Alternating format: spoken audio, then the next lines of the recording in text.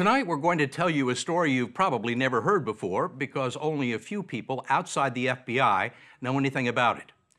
It's a spy story unlike any other. And if you think your life is complicated, wait till you hear about Jack Barsky's, who led 3 of them simultaneously. 1 as a husband and father, 2 as a computer programmer and administrator at some top American corporations, and 3 as a KGB agent spying on America during the last decade of the Cold War. The FBI did finally apprehend him in Pennsylvania, but it was long after the Soviet Union had crumbled. What makes Jack Barsky's story even more remarkable is he's never spent a night in jail. The Russians declared him dead a long time ago. He's living a quiet life in upstate New York and has worked in important and sensitive jobs. He's now free to tell his story as honestly as a former spy ever can. So who are you? Who am I? That depends when the question is asked. Right now, I'm Jack Barsky. I work in the United States. I'm a U.S. citizen, but it wasn't always the case. How many different identities do you have? I have 2 main identities, a German one and an American one. What's your real name? My real name is Jack Barsky. What name were you born with? Albrecht Dietrich. Say that 3 times real fast. Just say it once slowly. Albrecht Dietrich. How Albrecht Dietrich became Jack Barsky is one of the untold stories of the Cold War, an era when the real battles were often fought between the CIA and the KGB.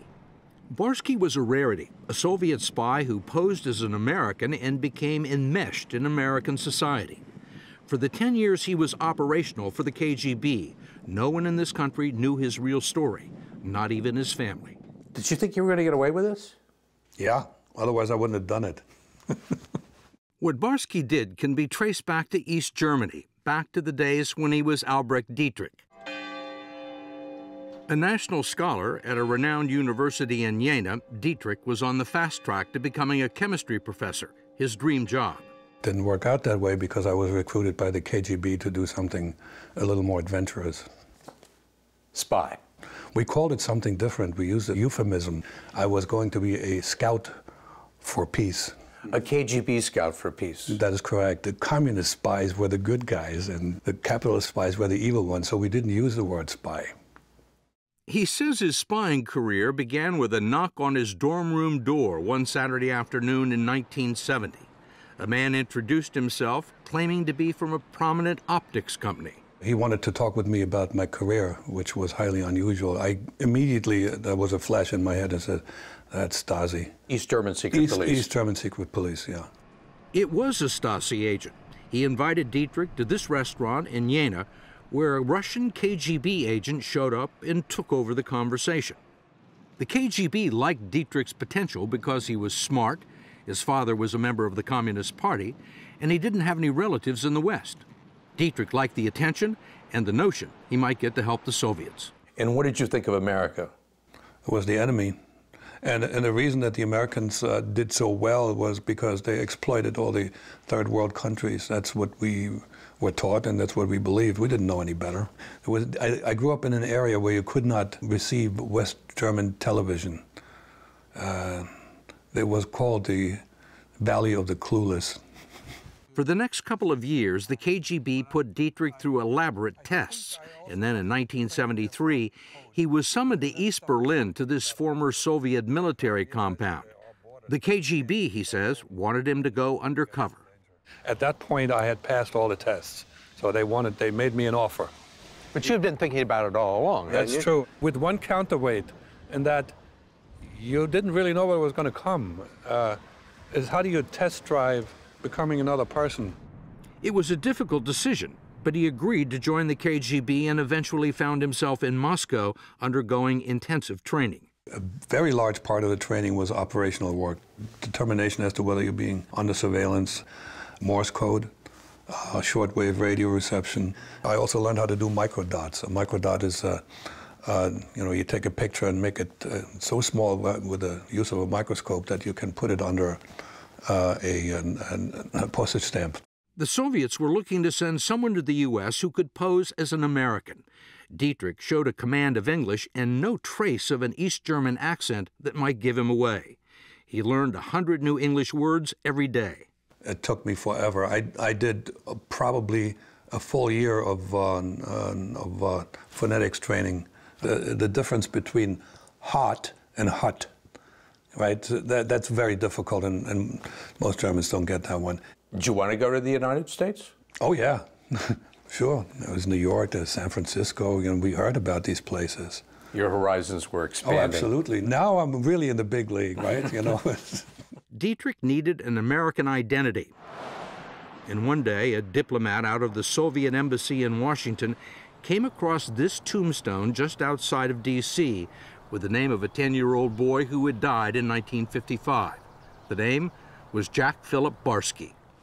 And they said, guess what? We have a birth certificate. You're going to the U.S.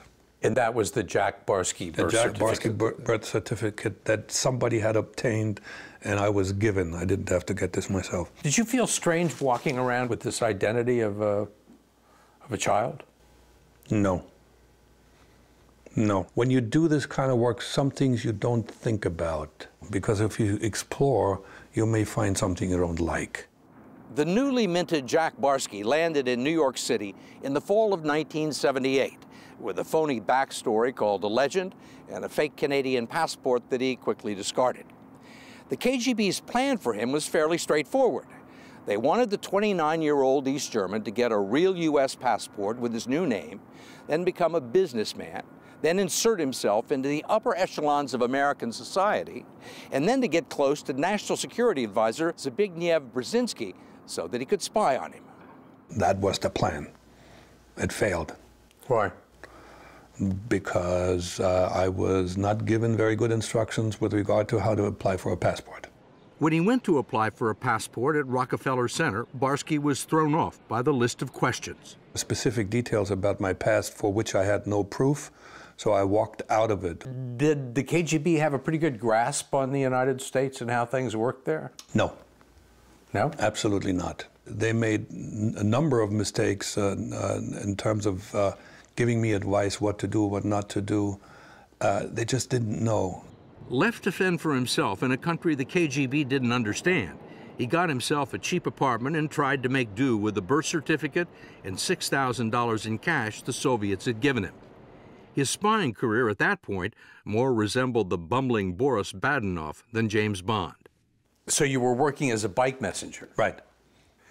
That doesn't sound like a promising position for a spy. No, but there were a lot of things that I didn't know. So how close did you ever get to Brzezinski? Not very. To get a Social Security card, which he would need if he wanted a real job, Barsky knew he would have to do some acting. It was unusual for a 30-plus-year-old person to say, I don't have a Social Security card, give me one. So in order to make my story stick, I made my face dirty, so I looked like somebody who just came off a farm. It worked. The lady asked me, she said, so how come you don't have a card? And when the answer was, I didn't need one. Why? Well, I worked on a farm. And that was the end of the interview. The Social Security card enabled him to enroll at Baruch College in Manhattan, where he majored in computer systems. He was class valedictorian, but you won't find a picture of him in the school yearbook. In 1984, he was hired as a programmer by Metropolitan Life Insurance, where he had access to the personal information of millions of Americans. You were writing computer code? Right, yes. Lots of it, and I was really good at it. What he didn't write, he stole on behalf of the KGB. What was the most valuable piece of information you gave them? I would say that was the computer code, because that was a very prominent piece of industrial software, still in use today. This was IBM code? No comment. You want to say? No. It was good stuff. Let's put it this way, yeah. It was helpful to the Soviet Union. It would have been helpful to the Soviet Union and their running organizations and factories and so forth. How often did you communicate with the Russians? I would get a radiogram once a week. A radiogram meaning? A radiogram means a transmission that was on a certain frequency at a certain time.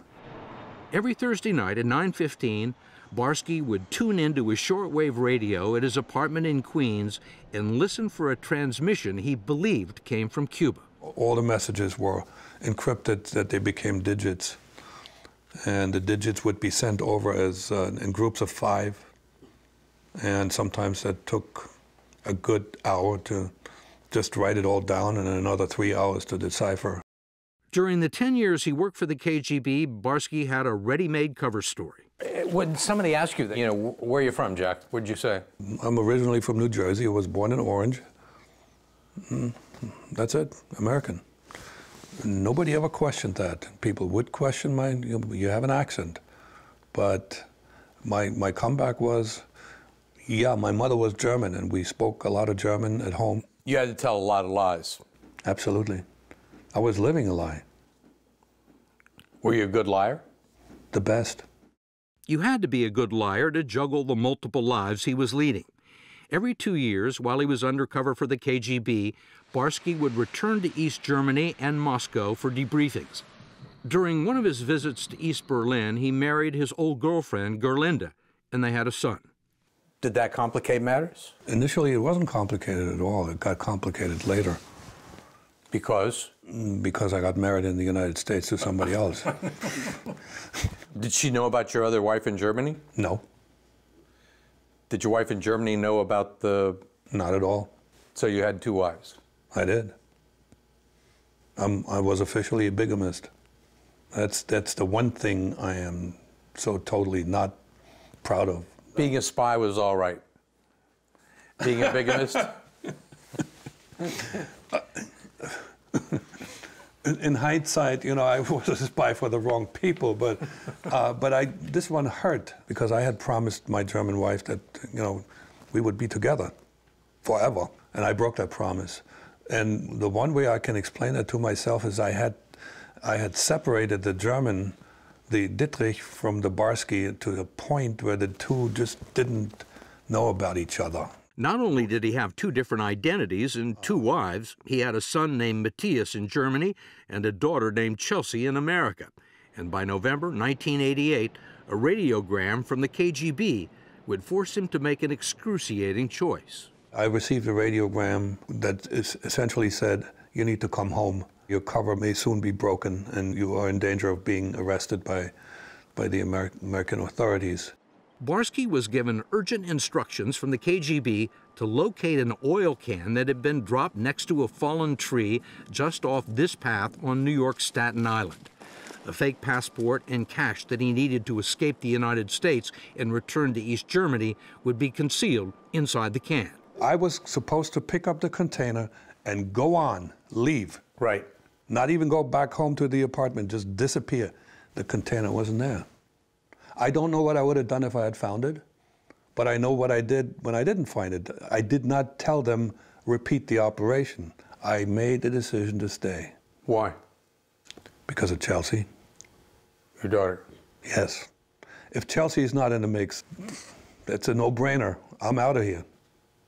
Barsky had chosen Chelsea over Matthias. I had bonded with her. It was a tough one because on the one hand, I had a wife and a child in Germany, but if I don't take care of Chelsea, she grows up in poverty. This may be a little harsh, but it sounds like the first time in your life that you thought about somebody besides yourself. You're absolutely right. I was quite an egomaniac. I was. Jack Barsky was still left with the not insignificant matter of telling the KGB that he was staying in America. In a moment, we'll tell you how he duped the KGB and how the FBI changed his life.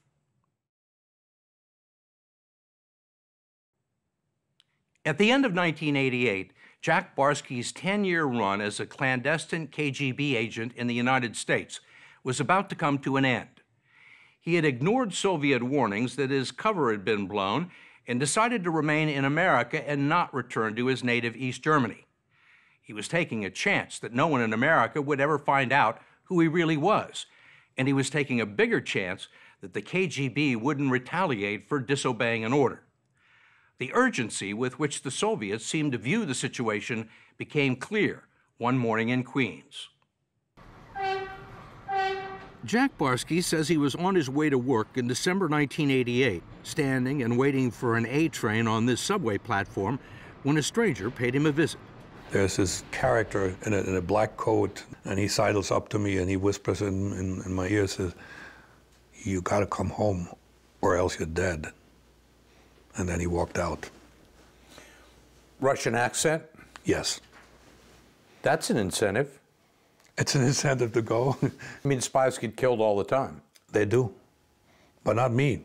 The entire time, I always had this childlike belief that everything would be all right. So what are you going to tell the Russians? Well, I sent them this Dear John letter, the goodbye letter, in which I stated that I had contracted AIDS, and that the only way for me to get a treatment would be in the United States. You just wrote them a letter and said, "I can't come back, I've got AIDS"? There's three things I tell people that the Russians were afraid of. AIDS, Jewish people, and Ronald Reagan. And they were definitely... In that order? I think Ronald Reagan took the top spot. They thought he would push the button.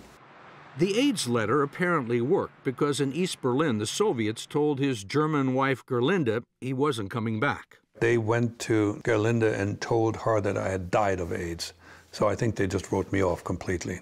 You were officially dead in East Germany? After 5 years, she was able to declare me as dead.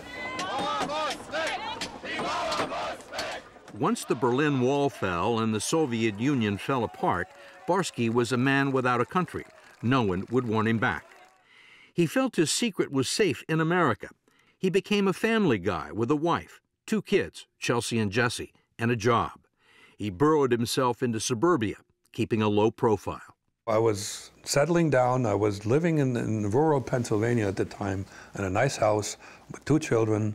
It was like typical middle-class existence. And his life would have stayed quiet if a KGB archivist named Vasily Mitrokhin hadn't defected to the West in 1992 with a trove of notes on the Soviet spying operations around the world. Buried deep in his papers was the last name of a secret agent the KGB had deployed somewhere in America, Barsky. We were concerned that he might be running an agent operating in the federal government somewhere. Who knows, in the FBI, the CIA, the State Department. We had no idea. Joe Riley was an FBI agent when the Bureau got the Mitrokhin tip, and the Barsky case quickly became serious enough that FBI Director Louis Freeh got personally involved. The FBI didn't know who or where he was, but the best lead seemed to be a Jack Barsky who was working as an IT specialist in New Jersey with a suburban home across the border in Mount Bethel, Pennsylvania. Aside from his name, was there anything else that made you suspicious and make you think that this was the guy you were looking for? Yes. One thing was the fact that he had applied for a Social Security number late in life, especially someone like him who was educated and intelligent. The FBI began following Barsky, and when this surveillance photo caught him talking to a native of Cuba, the Bureau grew increasingly concerned. There were some indications that I could possibly be the head of an international spy ring because I had a friend who was originally from Cuba. And it so happened that this friend owned an apartment that was rented to a Soviet diplomat. So that one raised all kinds of flags, and they investigated me very, very, very carefully. FBI agent Joe Riley went so far as to set up an observation post on a hillside behind Barsky's house. This is a picture he took of his view. I got a telescope and binoculars as if I was a bird watcher, but I was looking at his backyard and at him. Over time, I learned a great deal about him. Like what? Just watching him. Well, I became convinced that he loved his children. And that was important because I wanted to know if he would flee. There was less chance of that if he was devoted to his children, and he was. But that wasn't enough for the FBI. The Bureau bought the house next door to get a closer look at the Barskys. Did you get a good deal? I think we paid what he was asking.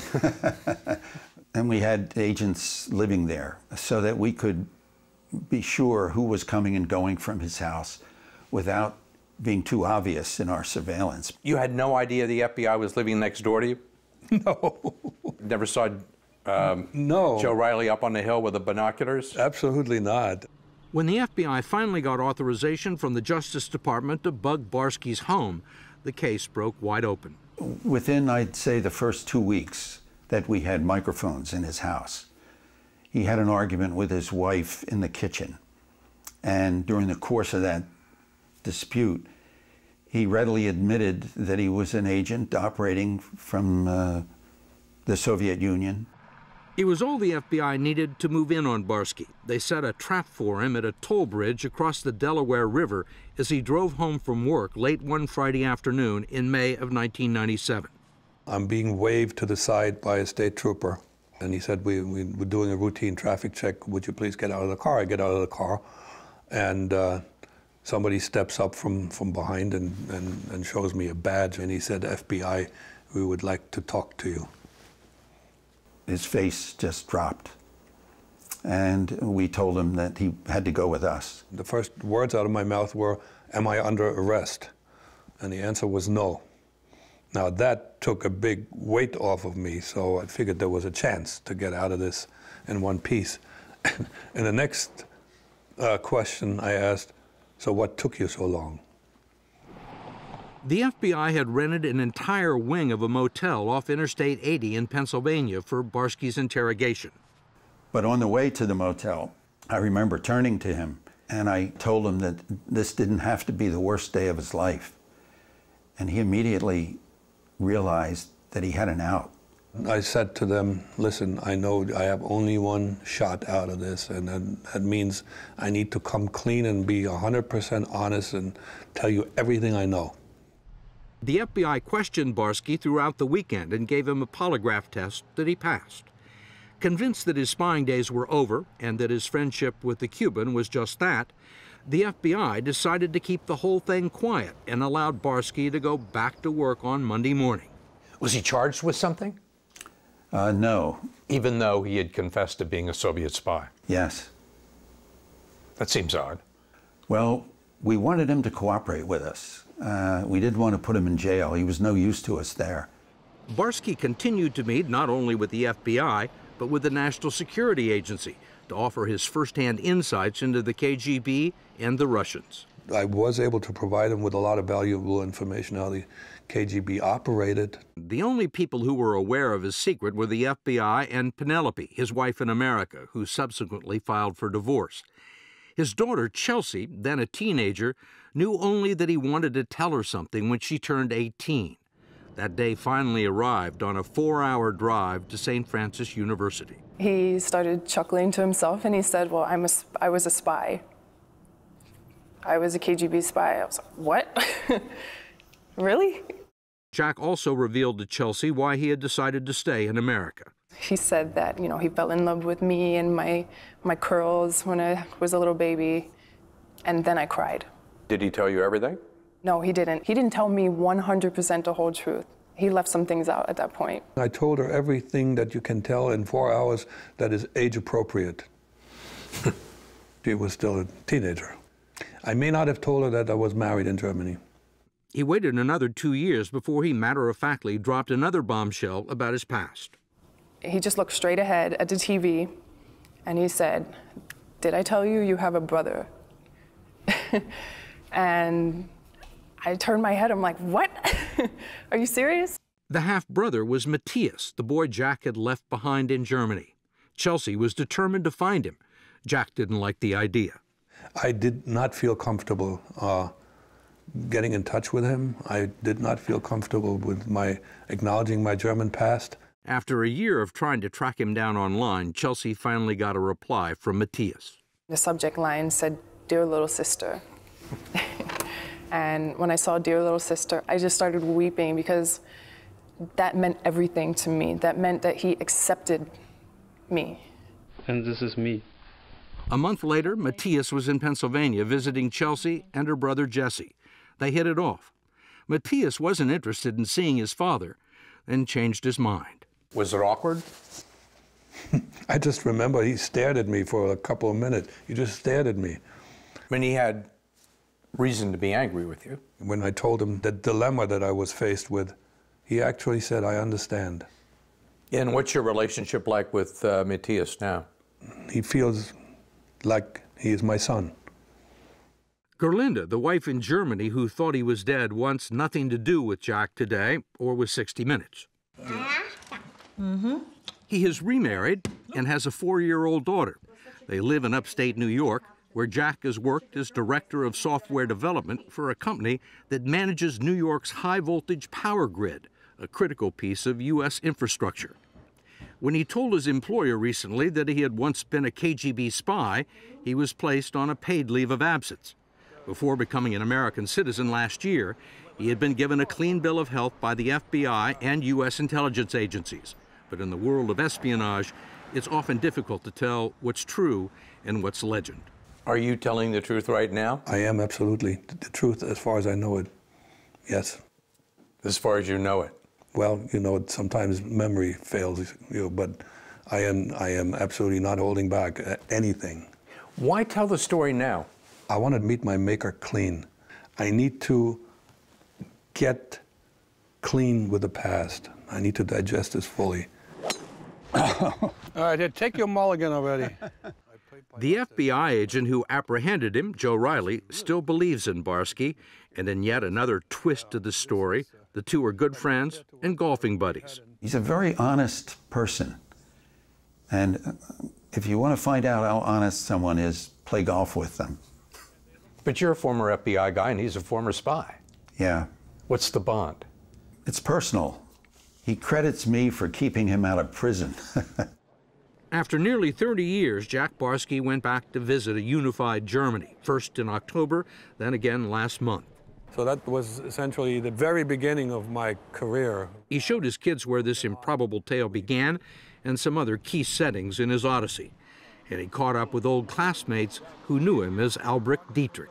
When you're here in Germany, Yeah. Are you Albrecht or are you Jack? No, I'm Jack. I am 100% Jack. You know, I let the Albrecht out, and sometimes he interferes, but they get along very well now.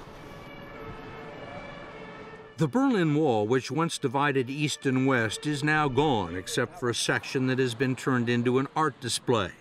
Checkpoint Charlie, once the epicenter of the Cold War, is now a tourist attraction, full of kitsch. Statues of Karl Marx and Friedrich Engels still stand in the eastern part of Berlin, relics of another era, as is the man who straddled two worlds and got away with it.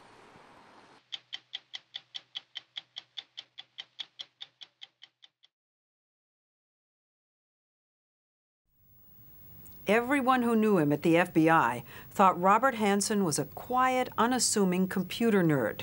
But it turns out this FBI agent gave away more secrets than any spy in the history of the Bureau. For $600,000 in cash and diamonds from the Russians, Hanssen compromised, among other things, the existence of a top-secret surveillance tunnel under the Russian embassy in Washington, D.C., secret U.S. war plans, and the identity of Russians working as spies for the U.S. For over 22 years, he went undetected as he worked his way up to chief of the Soviet Analytical Unit, which has been described as a supermarket of classified information on U.S. operations against the Russians. What's more, he not only betrayed his country, he also betrayed his church and his wife in an almost unimaginable way.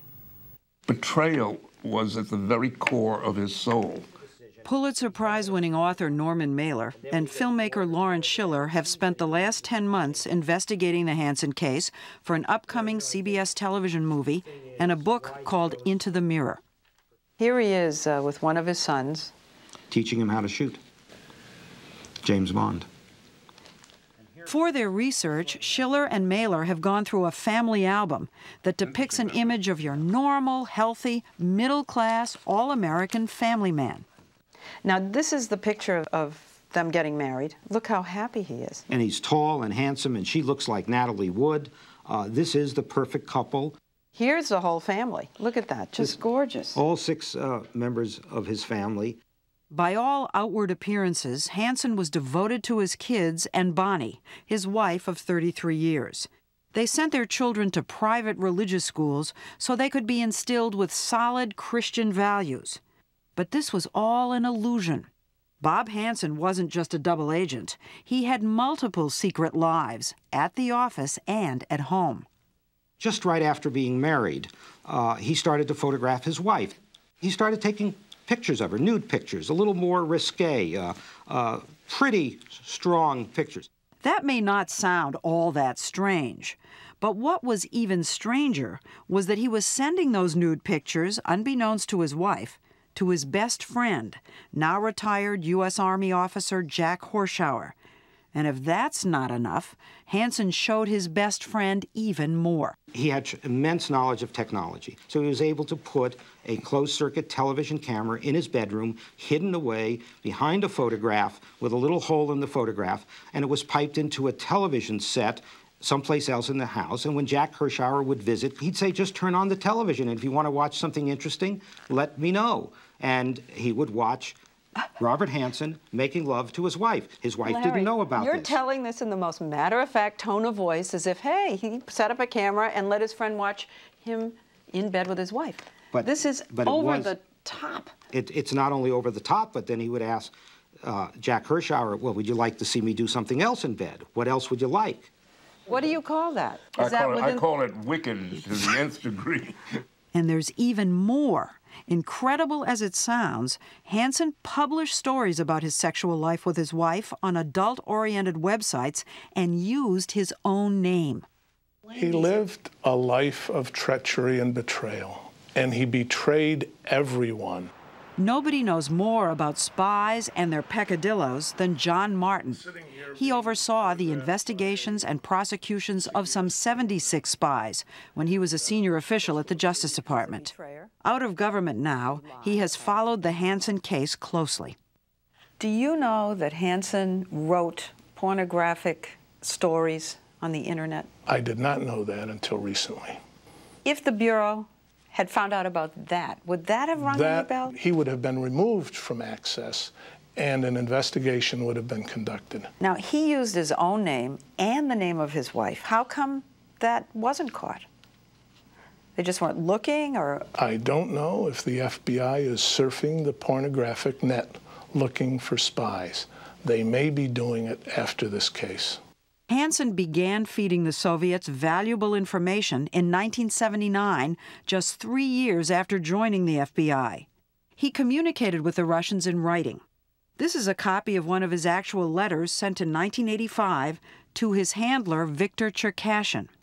Soon I will send a box of documents to Mr. Degtiar. They are from certain of the most sensitive and highly compartmented projects of the U.S. intelligence community. In his letters, he gave up the identity of Soviet spies, like Top Hat, a high-ranking and highly productive Soviet officer who was on the CIA payroll. When you give up the names of live sources, you're doing the maximum damage that you can. Were they really the top-of-the-line sources? They were top-of-the-line sources, and they were pulled back, and 2 of the 3 sources were executed after he gave them up. So you think that was deliberate? That, yes, that he knew absolutely. exactly who he was targeting? Absolutely. He was getting rid of his competition. The treachery of it. The treachery. But Martin tips his hat to Hanssen for his shrewdness in covering his tracks. He was as much a mystery to the KGB as he was to the FBI, never allowing his Russian handlers to meet him. He communicated with them only in writing. They didn't know he was with the FBI, and they probably assumed that he was with the CIA. That's because he threw them off his track by often signing his message with the pen name Ramon Garcia, which ends quite deliberately with the letters CIA. And the information he gave up concerned the CIA, as well as other intelligence agencies, but never the FBI, where he worked. So what kind of man would betray his country so secretly and his wife so publicly? John le Carré could not write a novel about Hanssen. Graham Greene couldn't. Even Norman Mailer couldn't. It takes Dostoevsky. No, he's the most complex, probably the most complex real character that I've ever had to contend with. He says the contradictions involving his wife alone were extraordinary. By the way, he adored her. He worshipped her. He loved her. You can't imagine how much he loved her. But he's a man of parts. So not only did he love her and adore her, he also had to betray her. You see, what you find there is that next to his most noble and loving emotions are his most evil emotions, and they alternate. They alternate. How does he keep from going insane? Good question, since he was also betraying the church he was seemingly devoted to. Hanssen was and still is a member of a conservative order within the Roman Catholic Church called Opus Dei, Latin for Work of God, a group dedicated to fighting communism. He attended Mass and took communion daily. So he'd go to church, this very conservative Opus Dei order, and pray and deal with the communists. Pray on his knees. Right. And tremble while he prays. So while he was praying, are you saying that he was laughing at it? No, I think he almost demands that you come up with a new kind of psychology to explain him. He's an absolutely devout man, prayed with intensity, brought up his children. He was a model father. And he would help them write essays about how good America was. And here was a man that was always talking about fighting communism, which was, one of the things that Opus Dei was very much involved in. He is, at the same time, giving the Soviet Union those secrets which are the most important. This is the epitome of the amoral human being. You have to find a new word. It's sort of dramatically amoral. Right. Dr. Alan Solarian, a psychiatrist hired by Hanssen's legal defense team, who spent 30 hours interviewing him, says Hanssen isn't amoral. He's ill, suffering from a severe psychological disorder. He is driven by demons. He's driven by thoughts, unwanted thoughts. Solarian says Hanssen shared his whole secret life with his Opus Dei priest. And he tells the priest not only his psychological demons, on top of this, he tells this priest that he's also spying. And look the kind of advice he got. Lousy advice. He was told to pray more and to turn the money to Mother Teresa. To me, that's outrageous. They basically said if you give the money to Mother Teresa, everything will be okay. Yes, exactly. Hanssen has told the government that indeed he gave his spy money in the early 80s, about $12,000 up to that time, to Mother Teresa, and then went on to spy some more. With Bob Hanssen, the church dropped the ball. They fumbled it. The church's position is that a priest cannot reveal what he learns in confidence. But Solarian thinks the church should have encouraged Hanssen to seek psychiatric help and turn himself in. Instead of using his $600,000 in spy money to bail his family out of debt, Hanssen has 3 mortgages on the house. He spent much of the money on Priscilla Gailey, whom he met at a strip club where she performed. He goes out with this stripper who was beautiful and had won awards for being the best stripper of the year in this city and that city, including Washington, D.C., and who was a charming, intelligent woman. And he spent a year with her, spent something like $80,000 on her in that year, which was almost equal to his yearly salary, and never made a pass at her. Right. Never. She made a pass at him, but he never made a pass at her. He wanted to convert her. And he rejected her? Yes. There's no question he rejected her, but he still tried to convert her to Catholicism. And this was not the only girl that he did it with. There were several other strippers. One, I think he even succeeded in converting. He, the exhibitionist, was trying to save an exhibitionist. You're right on that. But there's another angle. Bob Hanssen was not trying to save Priscilla. Bob Hanssen was trying to save himself. It was, maybe it's too much psychobabble, but in psychiatry we call it projective identification. He put himself onto somebody else and tried to help. Something else Dr. Solarian believes Hanssen did was use his spying as a way to fend off his demons. His espionage was an escape from his sexual demons, that when he found himself in an exciting, dangerous position, such as espionage and spying, he found that his demons slow down, they calm down. You're not going to be able to dismiss Hanssen by speaking of his psychiatric categories. He goes beyond that. He is crazier than crazy. He comes out at the other end because his behavior is so rational, you see, under immense stress and tension. Think of taking these secrets out of the FBI week after week, month after month, year after year. He gave the Russians You know, the average big spy, like Walker or one of those, would give 2 or 3 drops a year. And one year, Hanssen gave something like 13 or 14 drops. And here's it was unheard of. The Russians were just going on, who is this man? He is a genius. You said that he liked the game. He liked living on the edge. He found adventure in it, and he looked upon himself as someone who was smarter than everybody else, and he looked down upon his colleagues. But eventually, the game caught up with him when a Russian spy turned over the entire KGB file on the man known as Ramon Garcia. While the file did not contain Hanssen's name, it did include a tape recording of his voice and his fingerprints lifted from this plastic garbage bag that he once used to wrap classified documents. The perfect spy was not so perfect after all. He got a little sloppy. And so on February 18, 2001, about a month before he was set to retire from the FBI, Hanssen's worlds, all 3 or 4 of them, came crashing down. Is this a tragic figure? Is this somebody we need to reserve just an ounce of pity for? Or is this just outright pure evil, pure criminality? How about having the difference? A little pity, and he probably is pretty damn evil. Hanssen, who will be sentenced in May, has agreed to plead guilty to espionage and cooperate with the government. In return, he avoids the death penalty and assures that his wife, Bonnie, will collect most of his pension from his 25 years with the FBI. And finally, what about Bonnie? We're told that she still loves him and completely forgives him.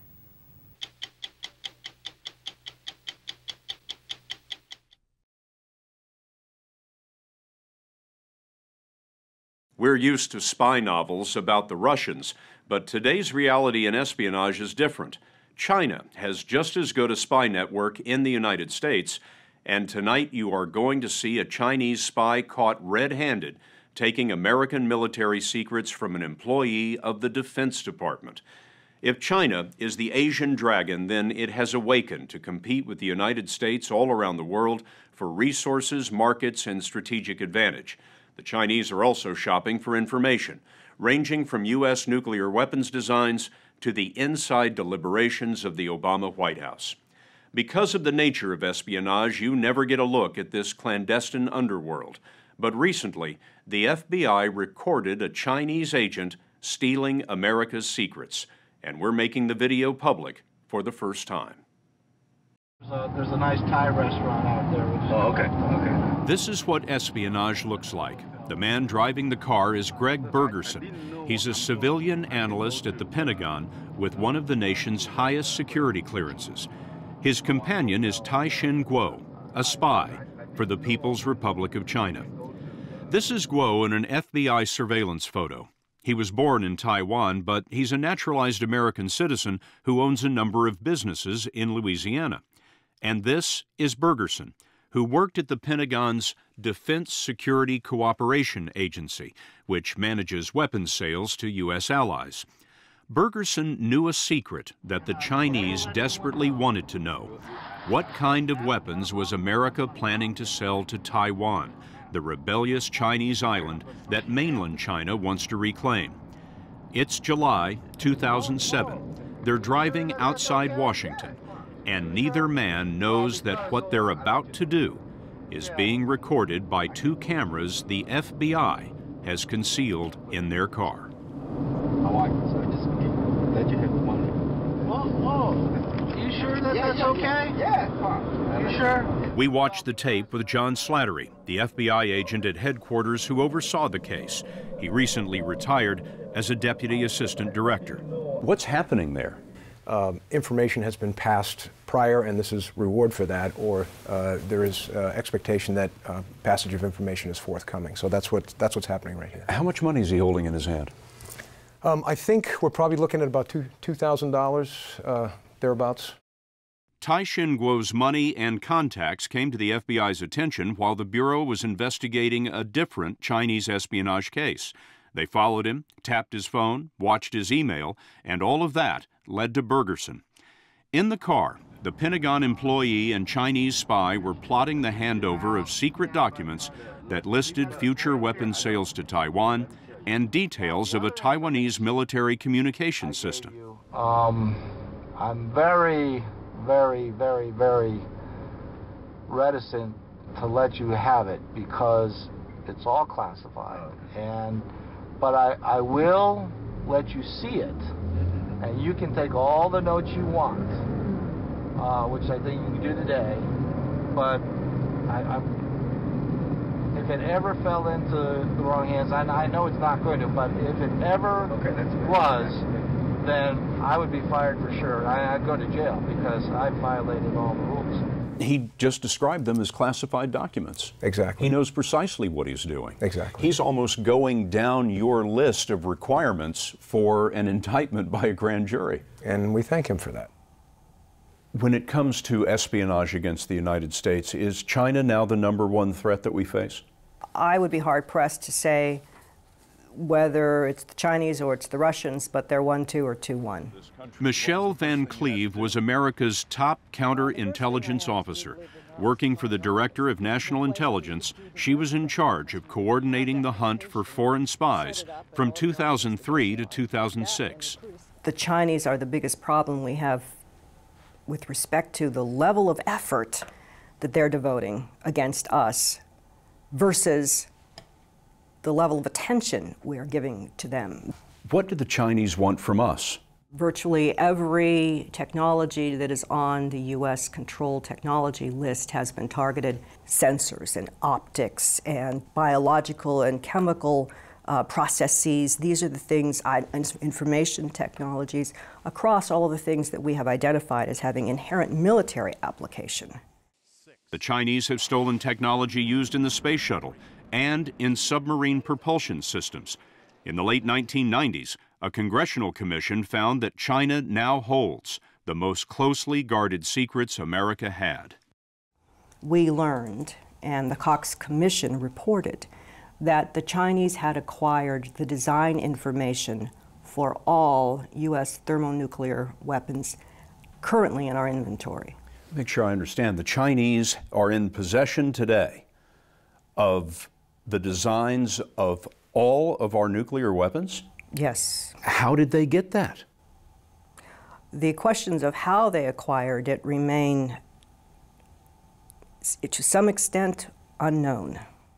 How the U.S. lost its atomic secrets may be unknown, but there are fewer mysteries in the case of Tai-Shin Kuo and Greg Bergerson.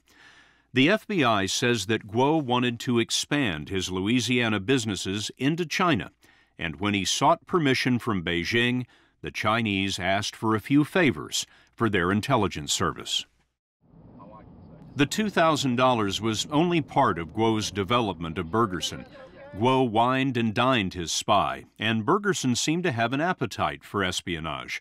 At one dinner, Kuo's tab came to $710. Kuo took Bergerson to Las Vegas for some shows, and the day of the ride, Kuo brought a box of expensive cigars.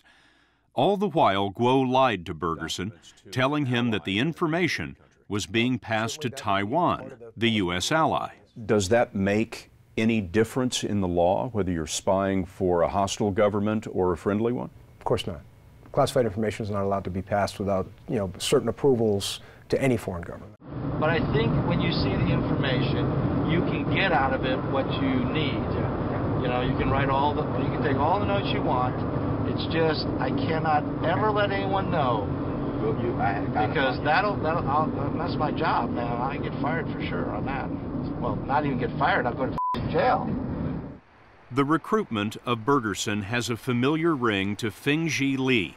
Li recruited spies for China as an officer in the Ministry of State Security. The MSS is their CIA. Give me a sense of all the different ways you would persuade someone to spy for China. That should be a long story. I've got time. Okay. In our interview, Li switched between English and Mandarin. He worked for Chinese intelligence 14 years, recruiting spies in Russia. He's now seeking political asylum in the U.S. Let me say this. Intelligence work is different from other kind of work. When I target 100 people, even if 99 people have refused me, if there is one I persuade, That's enough. That's enough. Yeah. Lee told us that he recruited spies through blackmail and sometimes greed, especially if someone wanted to do business in China. Once, he says, his agents recruited the official photographer for a European head of state that he still won't name. Would you say the MSS spends most of its effort on the United States? Definitely, without a doubt. What would some examples be of the kind of information that MSS was interested in getting a hold of? For example, what the President Obama thinks right now. They want to know what President Obama thinks. Yes.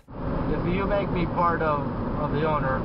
Thanks to Greg Bergerson, the Chinese were about to find out just what sort of weapons America intended to sell to Taiwan.